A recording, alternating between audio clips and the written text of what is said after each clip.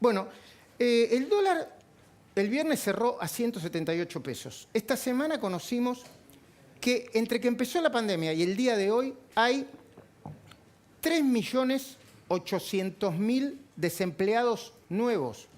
Hay economistas que dicen que el real desempleo, el real porcentaje de desempleo, no es de 13, sino que llegaría incluso al 20 y pico, 30% cuando se sinceren las variables y se sincere la economía después de la pandemia.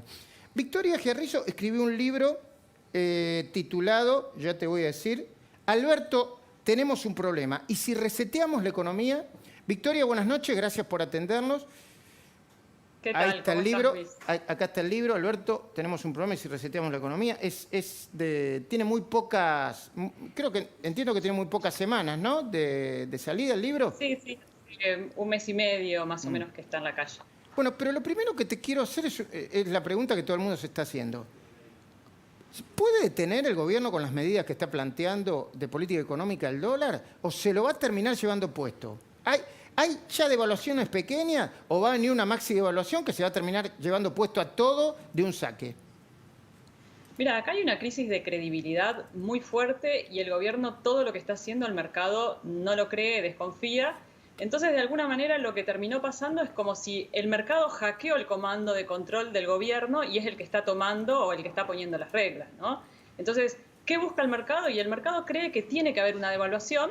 ¿Y por qué cree esto? Porque cuando mira los fundamentos de la Argentina dice, bueno, hay pocas reservas líquidas para usar, hay una emisión monetaria gigante, hay un déficit fiscal enorme, la economía está paralizada, por lo tanto, y el dólar además está quedando atrasado, ¿no? Porque además estás teniendo inflación y el dólar va quedando atrasado. Entonces, eso es lo que ve el mercado hoy y lo que cree que va a haber una devaluación. Pero el gobierno apostó a un camino, el gobierno eligió, tenía la posibilidad de subir el tipo de cambio a principios de octubre y decidió mantenerlo porque defendió los precios de la economía. Entonces ahora está frente a un dilema porque nadie cree que esta brecha pueda sostenerse mucho más. Entonces el dilema del gobierno es devalúa, pero si devalúa pierde más credibilidad de la que ya se perdió, porque ya se anunció que la política monetaria es esta, es sostener el dólar. Si ahora devaluamos y estamos buscando confianza, creo que nos estamos sepultando más. Esa era la otra pregunta que te quería hacer. En el coloquio de ideas el presidente dijo algo con los que algunos economistas dicen que no se juega. Vos nunca tenés que salir a decir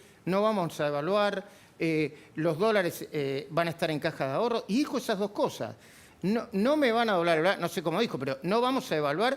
Y uno cuando escucha eso, con la situación como está, termina escuchando lo contrario. Claro, porque ahí uno tiene que ser cuidadoso con qué cosas anuncia y qué no, sobre todo sabiendo la presión que hay. Porque ¿qué está pasando ahora en el mercado? Vos tenés por un lado inflación por expectativas que siempre te genera el dólar blue, ¿no? Porque algún tipo de traslado a precios tiene. Y por otro lado, los faltantes que empiezan a haber de mercadería y entonces las empresas dicen, bueno, yo vendo, pero no sé a qué precio voy a reponer porque especulan con que va a haber una devaluación, porque nadie cree que se pueda sostener y entonces los precios empiezan a subir porque las empresas también se vuelcan, la liquidez que tienen la están volcando a dólares o bien están subiendo los precios para tomar coberturas. Entonces ahora hay una madeja enredada donde uno dice, bueno, ¿cómo salimos de esto? ¿Y cómo salimos? Claro, yo creo que hay que buscar una salida, por un lado hay que estabilizar la economía, pero por otro lado hay que buscar una salida productiva a esta economía, a esta crisis financiera. Y acá, ¿por qué digo una salida productiva? Porque cuando uno mira la esencia del problema, dice, bueno, acá hay dos conflictos. Por un lado, la dificultad para generar dólares, y eso, ¿qué es lo que te está generando? Bueno, pérdidas de reservas, demanda, oferta insuficiente de dólares, todo lo que ya conocemos.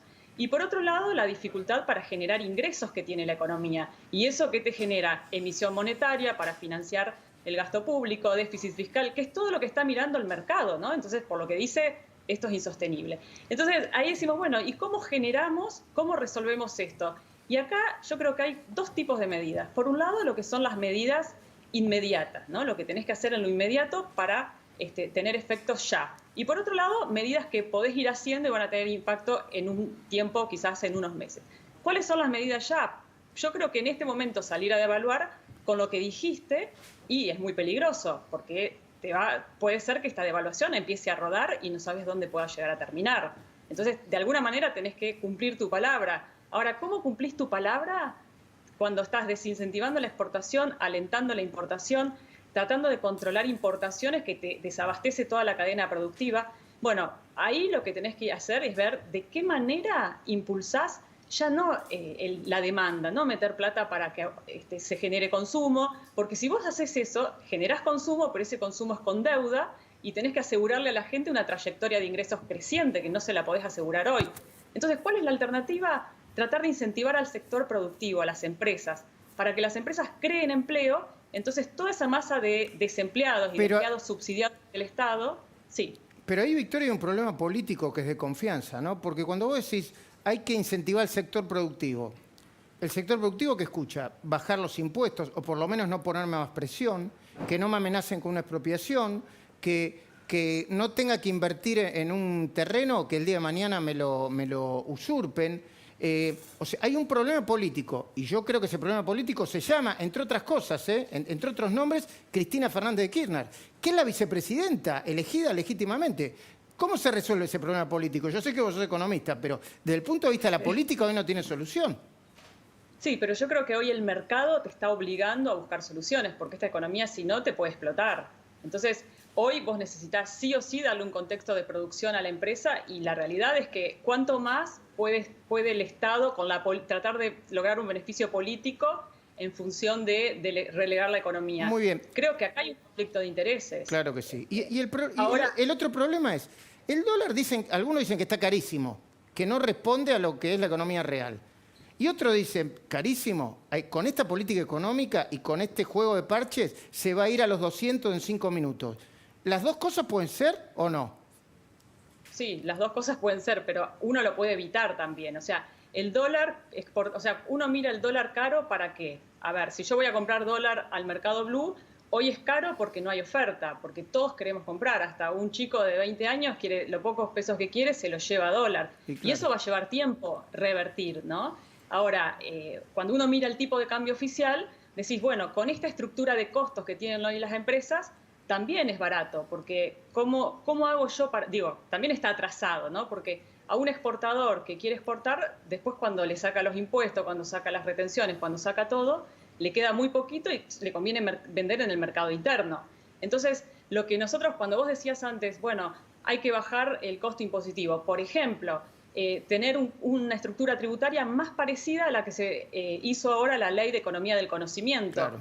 Que ahí lo interesante que tiene eso es que vos ya lo evaluaste, porque ya lo venís teniendo, y sabés cómo pudiste expandir ese sector. Argentina hoy es reconocida en el mundo por todo lo que produce en software, en economía del conocimiento. Entonces, lo lograste. Vos tuviste un régimen de promoción industrial en Tierra del Fuego, que lo tenés hace años, que desarrollaste una industria enorme, que aunque muchos digan es puro ensamble, sí, porque no lograste crear la cadena de proveedores de esa industria, porque todas las industrias ensamblan. Entonces, hoy estás importando muchos de los insumos y es lo que te genera estos cuellos de botella con la importación.